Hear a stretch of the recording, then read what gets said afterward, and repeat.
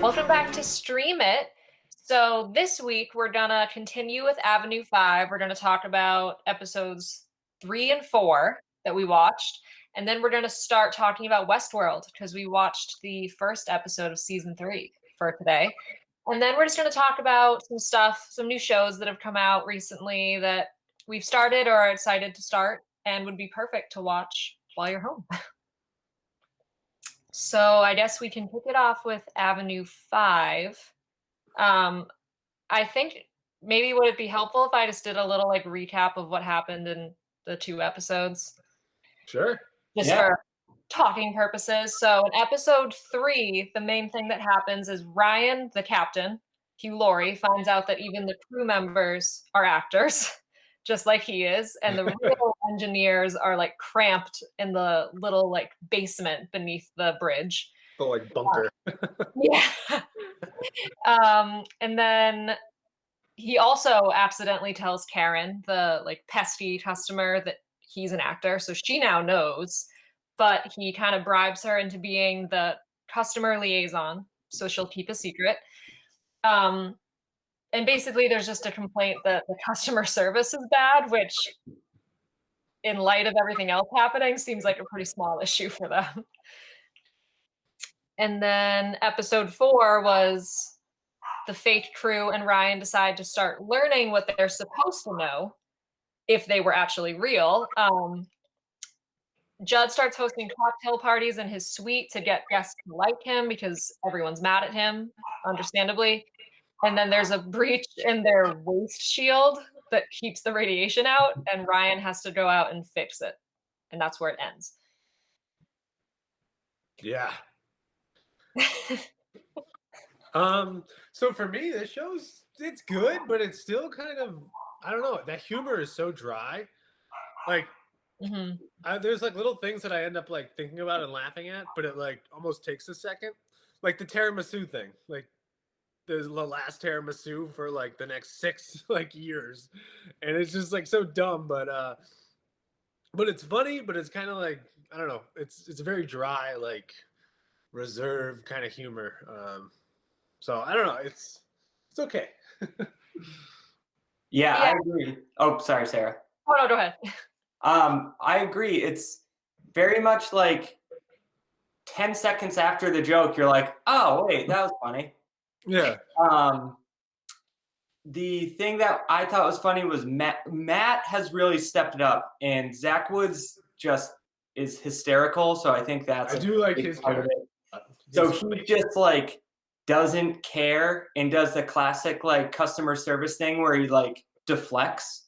He never really answers your question, and he's really funny. And when he was doing the word bubble with the couple that's fighting, that was really funny. But other than Zach Woods, I still just like nothing works. Like the NASA people don't like the person that's kind of communicating with them. Her being kind of like dumb almost seems a little like a stretch. Yeah, like she's curled up in like the coffee room. Like yeah. For what? I don't know. It doesn't like.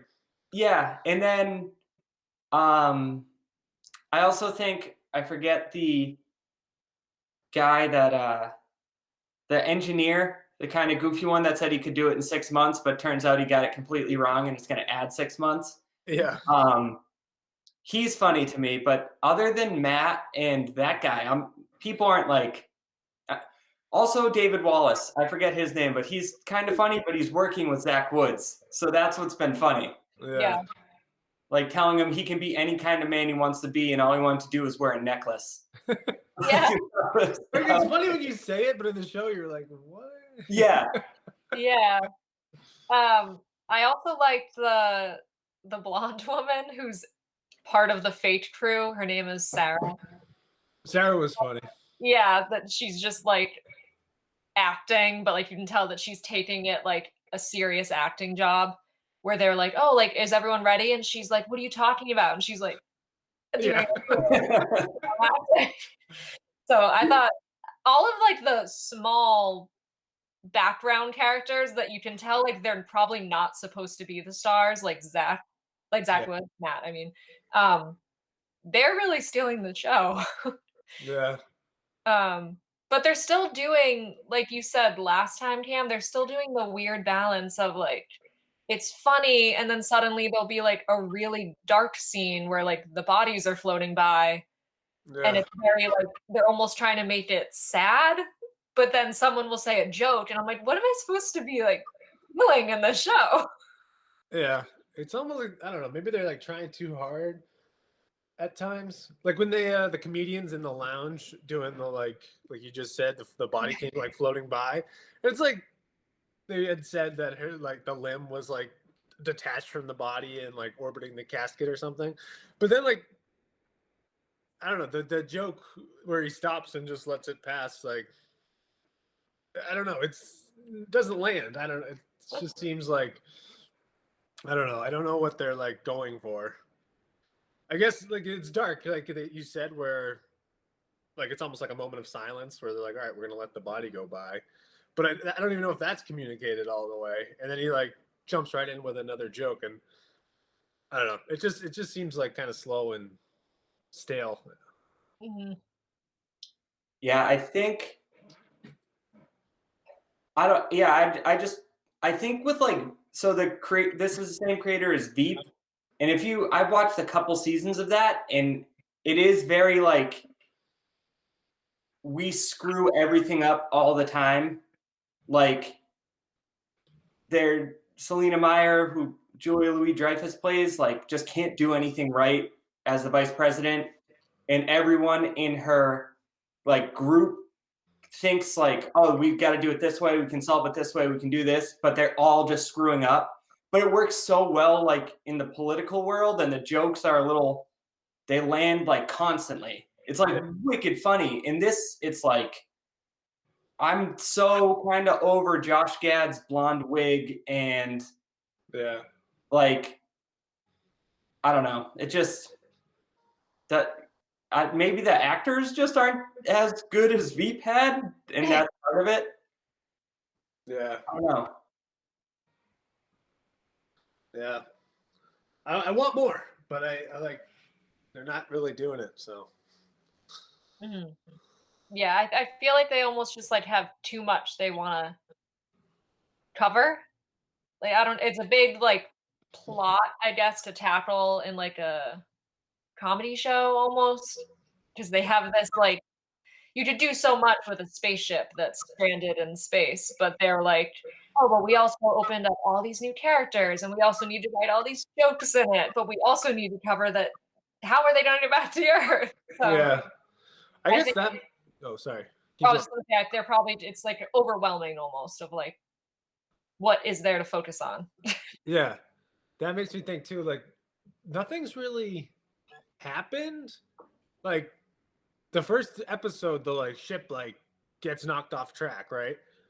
And then since then, it's just been like conversations, like with people. I don't know, nothing. There's no like big events that are like changing or like they actually left us where he's like going out to fix the like poop storm that they've created, which that part's actually pretty funny. But like that's the first thing that they've actually like done. I mean, I guess the funerals, but I don't know. It seems like a lot of it's just like seeing each little character group that they have going, but there's no like big plot changes. You know, they're kind of like hinting at big plot changes, like oh the poop shield broke, or well, I love that he's gonna go out and like try to fix it because it's like something new. He's not gonna just go talk to this people and then go talk to that guy. And then, like figure out, let's have a call with NASA. It's just like, all right, we've had three episodes now of just like them like, okay, what are we gonna do? And then that, and then the people being like, oh, this sucks. We're gonna be up here forever. So like, that's all that's been happening. It's like, let's do something else. I kind of started to think of a theory of the show, and they like greenlit the show because Veep was so wildly successful. They have a bunch of big names. Like Zach Woods was on Silicon Valley and was the funniest guy on Silicon Valley. Yeah. Hugh Lowry was House. I mean, and Josh Gad is Josh Gad at this point. So they were like, okay, let's greenlight this comedy. And I think it played right after the Stephen King show, The Outsider. So they're like, let's throw it on after The Outsider because people will want like a lighthearted thing. And I don't know what its ratings were or anything or reviews of it at all, but I feel like that was like the plan. Like, we'll have people sitting there after The Outsider and then put this lighthearted comedy on just to like get the ratings. I really feel like that was the plan. And I haven't looked up what people have been saying about it, but for me, it's like a solid C so far. Yeah. I remember, I haven't like read any reviews, but I remember seeing a headline when it first, I think after the first episode, it was basically like, it was a disappointment for, I think, the people who were like excited for it. I didn't read too much further into it, but I think it's kind of not doing great. Yeah, I'd really like to see if they've made a decision on a second season because the season's done. We're just catching up with it. Yeah. So I don't know. Should we? I mean, I'm gonna finish, so we should just keep trucking along. Yeah, I mean, I'm not gonna walk out, but. And now we're gonna see how he manages. Finally, there's like a new step they're gonna do. So we'll see if he can handle the poop storm that he's in. Yeah. Literally and figuratively. Maybe this will be the turning point for the show. Yeah. This event will change things. Yeah. All right, so should we move on to Westworld then? Yes. Yeah. Probably a lot more to say. There's definitely a lot more questions. Yeah. So much happens in Westworld. I'm glad though that this episode, for the first time, I feel like I followed it from beginning to end. There wasn't, at least like they stuck to the same story the whole time. I was like, great. And as far as we know, one timeline. Yes. True. Well, I don't know. When just to jump right into it, but when Bernard hooks up with what's the guy? Chubbs? Chubbs? Like Chubbs from Happy Gilmore? No, not Chubbs. What's the guy's name? Like at the very end of the episode? Yeah. Like on the boat in the Philippines? Oh. You're getting your episodes mixed up. See, you said you weren't going to do this. Dang it, right off the bat. You said you weren't going to do that. Oh, you're right. Okay, sorry, disregard. No, so what Sarah and I have seen was we saw Dolores, we saw, what's her name? Something Hale. I can't think of her first name. Yeah, her. Yeah, in the boardroom. And then Bernard. And Jesse Pinkman. Aaron Paul. Yeah, what's his name? Caleb, yeah. Yeah, so Dolores was she's getting revenge on like former guests who were also like investors and trying to make like connections with people. Now that they're in the real world, we're seeing her like get close to people that have connections to like other big companies, but I don't think, at least I didn't really know why she was trying to get close to that, the guy that she was like pretending to date. Yeah.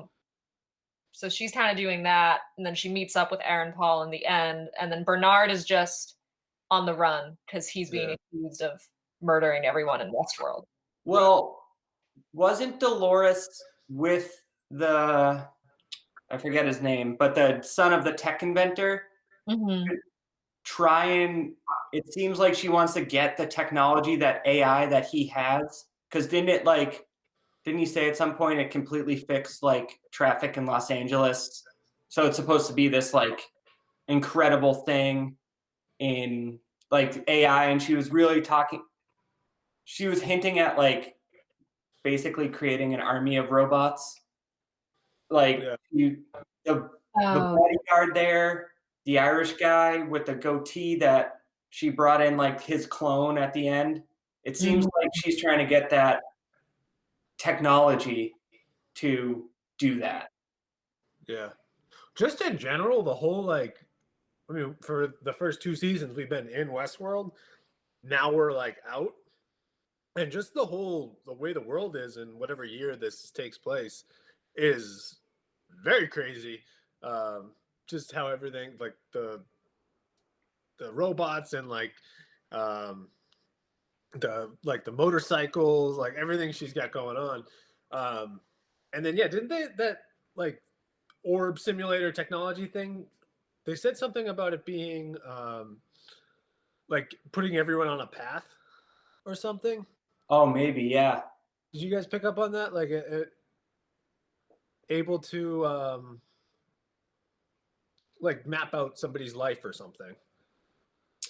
Yeah, So, that sounds familiar. so I don't know, like if she's trying to get intel on people or like you said, like create, have a way to manage a large amount of people, like through almost like how last season, Maeve could like talk to the other hosts, like in her Are you talking about Baby Maeve or Westworld Maeve? Westworld Maeve.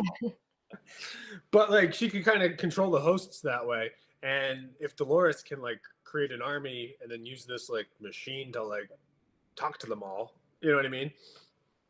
That's true. She'd be pretty intense. She's definitely got an agenda. She's like working on. And then she had that line, like the real gods are coming and they're very mad. So that was probably about the little army. I wonder if that has something to do with the 5 like brain little orbs that were snuck out of Westworld at the end of, is it Lucy Hale? I can't think of her name. But she's the lady that's in charge of that big company. She snuck out those little brain orbs. So who knows if those are like the 5 people that they brought out of Westworld that are going to kind of control everything. But I think didn't she get switched at the end of the season? So she's like a different person. So Dolores is now in Charlotte. That's her name. Charlotte's body as a host. Because Charlotte got killed and Dolores got killed. Wait, then I forgot about that. Huh? Dolores. Well, at the end of season 2, Dolores's AI was in Charlotte. Then did she remake herself? I don't know. I don't know where this Dolores is coming from. Maybe she did with that knowledge, and she put someone else's brain inside of now what we see of Charlotte. The other thing I was thinking, trying to relate back to last season, is the whole Delos thing where like he was in the room and they kept like testing. They're trying to get a human brain mapped into a host, right? Yeah, they were trying to make him into a host, yes. So at the end of this episode, the guy with the goatee, does she makes him, and yes. So they've achieved that technology. It seems like it, yeah. Right? So that's pretty intense. I don't know if we've seen that all the way, have we? No. Or is that what was William the first like proof of that? Oh, maybe William was the first proof of that. At the end there. Trying to sort out the end of last season is a little bit harder than like recapping this episode. There's definitely some like pieces that still need to fall with like the little orbs of the people and who's who, and if Dolores is herself or if she's Charlotte. Yeah, it's crazy. Yeah, because I completely forgot that she was in Charlotte's body. Yeah. Now I'm confused. I thought she like I don't really remember, but maybe at the end of last season, I thought she might have like remade herself or something, because I thought it ended with her back in her rightful body. Oh, I thought it ended with she like walked into the real. Oh, world. Right, she walked into the real world. Yes. I think she remade herself like in a secret place, like a house or something that's in like New York or whatever. I think that was the end of it. She remade herself, and then she walked out into like a city. Yeah. Yeah. So then I think Charlotte is just. I think Charlotte might be Teddy. Oh, interesting. Wow. I don't know. So yeah. So that's still gonna all come together. Or it could be what's his name from the first season that created the park? No, he was just a human. He didn't remake himself, did he?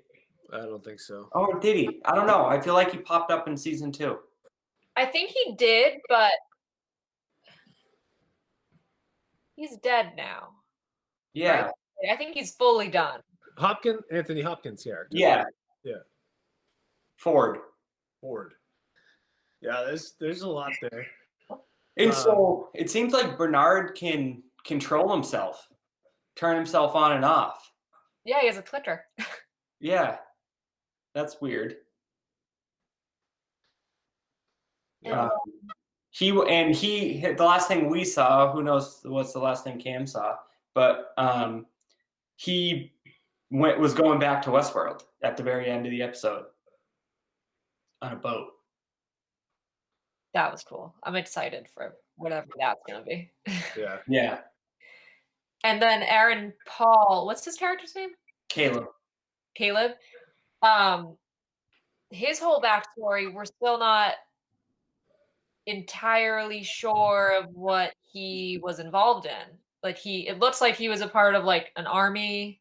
Mm-hmm. Like, was he sent in to Westworld when like the riots broke out, or like was that before any of that happened and he lost his friend? But like it seems very twisted and like corrupted. Yeah. I think something whatever operation he was a part of went south. And like I don't know, it's cool like how they kind of showed that through his like therapy with the guy, with his friend. Like that was kind of crazy. Very Black Mirror of them. Yeah. But yeah, I don't know what his deal is all the way. He's definitely kind of a lost character right now. Yeah, he's using Tinder for criminals. Oh, that was so cool. Rico. The Rico app. I don't know. That was pretty a cool way to show like the future that like I don't know. I hadn't thought of, like what could the future of apps and like I watched the behind the episode at the end of that one, and it was cool that they like what are they saying? Oh, just that it's like what you're okay with doing. They might have mentioned that in the episode, but when they were referring to like I don't do personals, it's like I don't do like murder or like anything like that. So kidnapping or anything. Yeah. So when it comes to like the app, you can just do like Grand Theft Auto and like burglaries and like run stuff. Like, but that was just a cool like premise to put in there. And his partner was Marshawn Lynch. Yeah, that was awesome. I think that was like, did you guys ever hear the movie Nerve that came out a few years ago? Yeah. No. It's like that exact premise is you can join this app where to get money, you'll get new like objectives sent to you, but they get progressively worse and more illegal, but you'll get more money if you're willing to, like at first it might just be like, oh, walk into a crowded restaurant, like embarrass yourself. And then at the end, it will be like, kill the 3 people in front of you, but we'll give you $1 million. And all the characters are like, well, I don't want to kill anybody, but like I'm in a jam. I could use the money. Jeez. So that reminded me of that. That's a good movie. I do wonder if that like has a role in like how they're gonna like use it to like get things done or something. I don't know. All that like Secret Service like runaround business with the like transporting people and things. I don't know what they're gonna do with it, but I wonder if like the app will like be able to like be used in some like actual part of the plot instead of just to show that he's like kind of in a rough time right now. And they had they also used that to show that everyone wears like earbuds, and they take those pills at night, or it's like a oh yeah, what was that thing? Under your tongue, and it like takes away like your bad memories almost and gives you good ones so you can sleep at night. and they can like his friend could hack into the earbuds and like play loud music so they couldn't hear the explosion. So I feel like all of that is gonna probably become really important because why did you pick up on the little thing that they put in their mouths? he took it every Did night. he say? What? Did he say it was like? I wasn't sure what those were about, and you just were saying that they take away the bad memories or something. I didn't pick up on that. That's what I thought because he kept having nightmares, and then it shows that his mom is in the hospital. She had one, yeah. Yeah, and I think that she has like Alzheimer's or something because she didn't remember him, and they give it to her. I don't know. I assumed it had something to do with memories, and everyone takes it right before bed. So I'm like, maybe it's so they don't have. Oh yeah, I like that. The guy at the beginning that Dolores went after did it too. Yeah. Right, but yeah, yes, he took it right before he went to bed, and then she makes him relive when he was abusive to his ex-wife. Mm-hmm. So I feel like there's a correlation there. Yeah. Interesting. Yeah, I look forward to seeing more about that. Yeah. Did you guys catch the after credit scene, which I didn't find out about until later? Yeah, someone told me about it. I didn't know there was. Oh no, I don't think I did. Oh, so basically it was Maeve wakes up and she's in 1940s Germany. There's like Nazi signs. There's a prisoner tied up. Her hands are bloodied. And I don't know anything about that. Yeah, right. But yeah, that was an after credit scene, which now I can't trust any show, and I just have to watch the after credit scenes. And I blame Marvel. Yeah.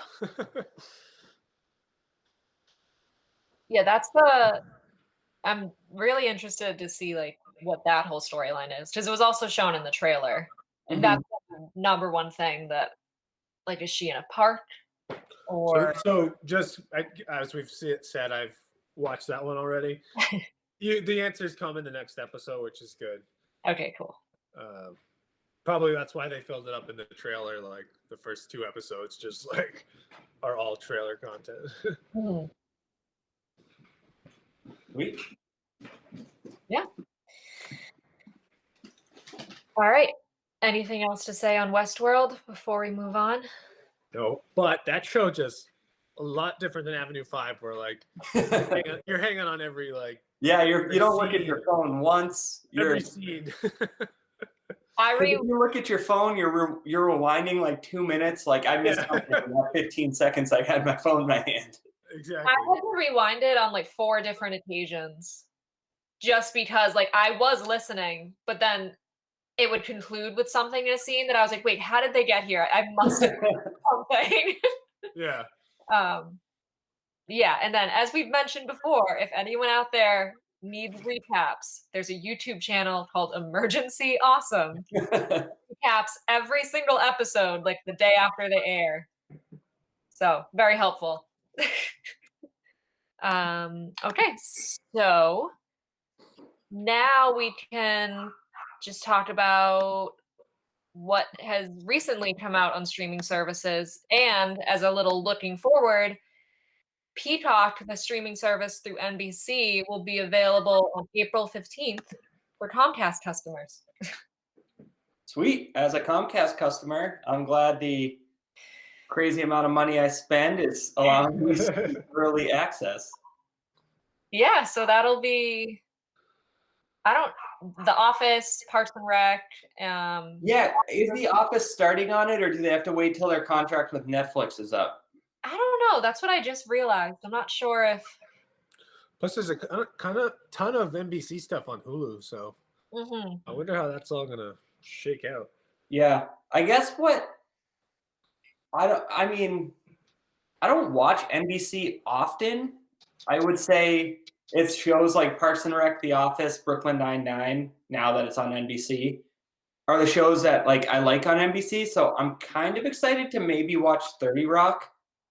I think that will be on there. I've seen a little bit of it, bits and pieces sporadic episodes. So I'll be excited for that, but I'd have to see what they're really doing with it to. Well, SNL's on NBC, right? Oh, true. It's Yeah. a big one for people. That'd be sweet to rewatch some of the old ones. Yeah. Yeah, and 30 Rock's a great show. Mm. I've watched that before. It's so good. Is the Community on NBC? It is, but that's actually coming out on Netflix in a few days. It's a crazy world. But they switched to like Yahoo in the last season, so I'm not sure if NBC still owns it. What about like They do. 30 Rock still sells their merchandise. You can like still buy it through NBC. Crazy. Is are there like CBS shows that are still on Hulu and Netflix? Because there's a CBS like streaming app. I don't know. I can't imagine that like the new CBS shows aren't on Hulu for people to catch up. I know. That's what I'm saying. I feel like Hulu, plus they have the live TV stuff, so they must have a deal with like all those networks. So it's kind of strange how that's all going to play out. Yeah, I don't know.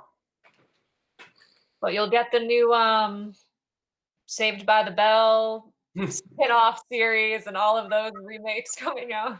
True. That could be good. Yeah. And then so we were saying that the new season of Ozark came out. Was it last week? Yeah. I think like Friday night. Friday during the day. You know. Yeah, I love Ozark. I haven't started this season yet. I was actually thinking about it today, and I felt like I wanted to finish something, but there's nothing that I need to finish. Like I just need to watch it. It's basically its third season, and the story is Jason Bateman is some sort of financial advisor, and he has a client, or he has a partner who gets mixed up with like drug traffickers. And this isn't a spoiler. This is like the first 5 minutes of the first episode of the entire series, and gets killed. So then just because he was like partners with Jason Bateman, the drug traffickers and the FBI start to eyeball Jason Bateman. So they have to move from Chicago to the Ozark region of like Missouri to get away. And then they get pressured and everything to get more and more involved into the drug trade. So it's just like kind of the evolution of the family falling into it, like against their will, and then kind of accepting it. So it's really cool. Dang. In this third I've season. never heard the plot. I've never known the plot until you just described it. Yeah. And Jason Bateman's awesome, and his wife's a well-known actress, and she's awesome. But Michael Shannon plays the FBI agent, so it's kind of loaded, and it's good. I love Jason Bateman. He directs a lot of them. Wow. Yeah. Very and cool. he directed, I think, a few episodes of The Outsider. Mm-hmm. Yeah. Has a serious side to him. Yeah. Cool. And then a big one in the world has been Tiger King. It's like number one on Netflix, I think. Yeah, they released this at the perfect time. So man. I didn't finish it yet, but you watched it all yesterday? I watched the whole thing, and it's like that kind of TV you can't look away. You know, it's almost like reality TV, but yeah, it's like kind of cringeworthy, but ends up being kind of sad. I don't want to I don't know if people are watching it and stuff, but I don't want to have any spoilers. But just a kind of a sad story of, I guess, venture that went south, and there's got the animals involved that I don't know if it's the best for them, and then he has some things that happen that are just sad that it's actually, happening in places in the world, and it's just a wild story. I actually Oh, no. Go ahead there. Oh, I was just gonna say, I always forget that it's real people in a documentary. Yeah. So many times, like, you feel like you're watching just like mostly when it's like the ridiculous parts, you feel like you're watching like a trashy like TV show. Yeah. Like, oh, these are real people, and this huge scandal that's like unbelievable and like literally out of like a crime, like a true crime show, actually happened. Yeah. They like draw you in with that ridiculousness and like the country songs about tigers, and it's like this like silly like thing at first, and then then it turns into like Making a Murderer with like this like super like intense crime story. So yeah, it's unexpected. Yeah. I might be the only person in America that hasn't seen any of it. Yeah, I don't know. It's like all the rage. I mean, I think the draw is that it's like ridiculous, like alligator people, like. But then once they got you hooked with that, then they like hit you with the story, and it's just like, dang. Yeah. Yeah, I resisted for like the first week because Yeah. everyone started everyone at once was like, "Have you seen this? You gotta watch it." And like sometimes when that happens, I'm like, "Well, No. now I'm gonna watch it because keep talking about it." Yeah. But my brother was like the first one that kind of like that I knew that got really into it, and he was like, "I accidentally watched all of Tiger King." I was like, "How do you accidentally watch it?" And he was like, "Well, I'm working from home, and I kept hearing it because his roommate was watching it." And he was like, "And then I get up to leave, and then they'd hit you with a one-liner." And I was like, "Well, hold on now. I gotta see how this plays out." That's So exactly how it happens. yeah, so he was like, "Just watch the first episode and you'll get it. Like you'll be drawn in." So I sat down. Now we're almost done with it, and it's been like 2 days, which actually seems long compared to how quickly everyone else binged it. Yeah. Jeez. I didn't even like want to watch it. I was like, this is like trashy reality TV, like just like cringy, can't look away kind of stuff. And then by the end of it, I was like, oh dang, like that's like a crazy story. I don't know. Yeah, and this isn't a spoiler, Tom. This is also like something that's in the first 5 minutes. One of the main guys that is in the whole documentary series, it starts with him present day doing part of his interview through like a phone service in jail. Oh, okay. I don't know why he's in jail, because through the rest of the series, like they're showing you footage from when he was like at the park and stuff. So like the big reveal is, I haven't even gotten there yet, is at the end, like, why is this guy in jail? Yeah. Oh God. All right. Interesting. I mean, I might get around to it. I think I was a little late on Making a Murderer too, and then I finally. So I feel like I don't even want to recommend it to you, but I also like strongly suggest it. It's the weirdest thing. It's like, I don't know. Yeah. I think it's like, yeah, I would never like tell people that they had to watch it, but if you're ever bored and have nothing else to watch, you won't be disappointed if Okay. But go watch it. But go watch it. Maybe I'll have some time where I'm just by myself at home For an extended period of time. in the next 2 months. Yeah. Cool. And then this one is something I got announced yesterday. I'm just really excited about. It's semi-streaming because I'm sure it will go to a service at some point, but it's on ESPN, and there's a 10-part documentary about Michael Jordan's last season that was supposed to play in June, and it got moved up to April 19th because of all this craziness. ESPN doesn't have sports to show right now, so they moved it up 2 months, and I'm so pumped. There you go. Yeah. I like how they're like playing like old Super Bowls and like it's classic awesome. games and stuff. It's like, oh wait a sec, this is the Falcon Super Bowl right now. Yeah. Spend 4 hours doing it.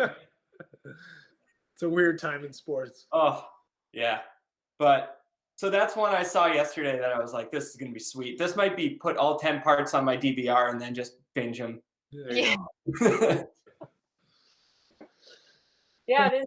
It's exciting to see. I mean, obviously the circumstances are not great for why everything early, but it is cool to see like what now is coming out 3 months early when we were supposed to have waited until like midsummer. Mm-hmm. So yeah, I'm still hoping that Star Wars comes out on Disney Plus because I can't go and buy it. It's got to soon, because then you can just watch all 9. You know what's crazy? I feel like it's good for us that these things are getting pushed out, but I think whoever's creating these things, like, they're probably getting like so many hits and views and like all that stuff right now. So it's probably good for them too, you know? Mm-hmm. Yeah. Like Disney Plus putting Onward on there, like that's like a smart financial move, you know? Yeah, like, Friday night, who knows? Like, it's gonna get. The thing is I wonder how much. I'd be interested to see how much, since this has happened, how many more Disney Plus subscriptions have been bought. Yeah, I bet a lot. Yeah, people bought a lot to begin with, and we actually have a friend. She has 2 kids, a 2-year-old and a less than 1-year-old. And she said, I would pay $100 for Disney Plus if that's what they charged a month. Because it's just like being home. There are certain times where you just need to put Frozen on for the 600th time. Yeah. So it would be interesting to see like the boom in it recently. In all of them, Netflix, Hulu, all of them. So I think it makes sense that like you made a 10-part Michael Jordan documentary. Like, if you want everyone to see it, now's the time to put it out. Exactly. You know? So it's kind of a cool shift in streaming. Yeah, so family date night, Friday night, you can watch Onward. Yeah, can't wait. Yeah. All right. So I think that wraps it up for this week. Yeah. Cool. So we'll chug along forward with 2 more episodes of Avenue 5. And then the next episode of Westworld. Yeah, I've been waiting for that Westworld thing. I watched it after we streamed last week, like right after. So I've been itching to watch episode 2. Yeah. Me too. Yeah. You'll have to watch it because you're confused. Yeah. All right. Sounds good. So we'll see you next week on Stream It.